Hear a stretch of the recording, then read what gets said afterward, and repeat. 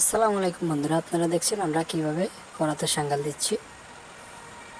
করাতের একটি বাড়াল নিয়ে করাতটি সাঙ্গাল দেওয়া হচ্ছে, করাতটি সাঙ্গাল দিচ্ছি। দেখতে থাকুন। ভিডিওটি ভালো লাগলে চ্যানেলটি সাবস্ক্রাইব করে লাইক করে পাশে থাকবেন। দেখুন, আমরা করাতটি সাঙ্গালের কাজ শেষ করছি। করাতটি সাঙ্গাল দেওয়া হলে রেত দিয়ে ধারাটার কাজ শুরু করব। আমাদের পাশে থাকুন, সম্পূর্ণ ভিডিওটি দেখুন কিভাবে করাত দাঁড় করা হচ্ছে। প্রায় সাঙ্গাল দেওয়া শেষ, তারপরে দাঁড় দেওয়ার কাজ শুরু করব।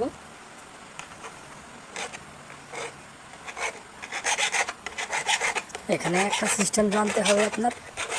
করাতের পাশ করার দাঁড়ানোর নিয়ম হলো একটি আল ছেড়ে অন্য একটি আল রেত দিয়ে ঘষা দেওয়া, মানে একটি আল বাদে আরেকটি আল, আরেকটি আল বাদে আরেকটি আল।